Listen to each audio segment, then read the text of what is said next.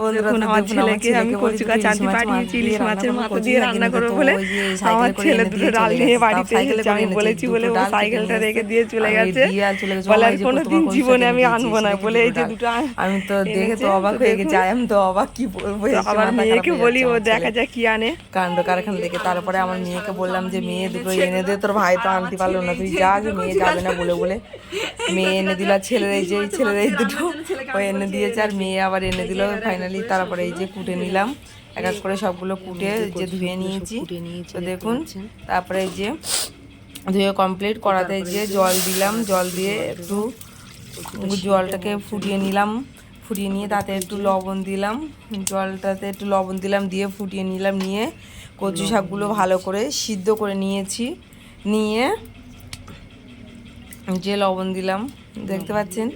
তো কচু শাকটা ভালো করে সিদ্ধ করে নিয়েছি, সিদ্ধ করে নিয়ে তারপরে তেলের ওপরে তেজপাতা দিলাম,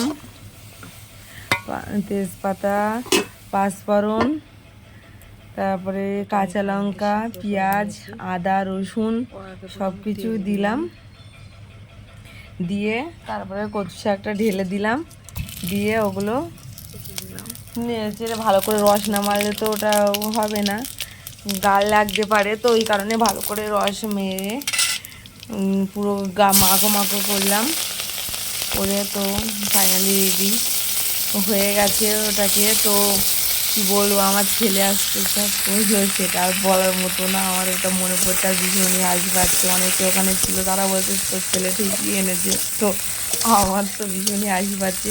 আর কে কেমনভাবে করেন কচু শাক তো আমাকে জানাতে ভুলবেন না কমেন্টে। কারণ আমি তো মাছের মাথা দিয়েছি বলে পেঁয়াজ লঙ্কা দিয়ে করলাম। তো এমনি যখনই নিরামিষ করি তখনই শুধু পাঁচফোড়ন, তেজপাতা, আদা বাটা দিয়ে করি, একটু নারকেল দিই, ছোলা দিয়ে করি, তখনও খেতে সুন্দর লাগে। তো আজকে আমি মাছের মাথা দিয়ে করবো, তো ইলিশ মাছের মাথা দিয়ে, এই কারণে আদা রসুন পেঁয়াজটা সবই দিয়েছি।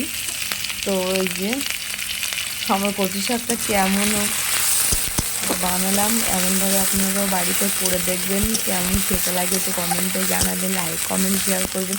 অনেক কষ্ট করে ভিডিওগুলো করি, আমার ক্যামেরা ধরার লোক নেই, তাও ভিডিওগুলো আমি একা একাই ধরে করি, তো একটু অসুবিধা হয় আপনাদেরকে দেখানোর জন্য এগুলো করি। তো কেমন হয় একটু কমেন্টে জানাবেন প্লিজ।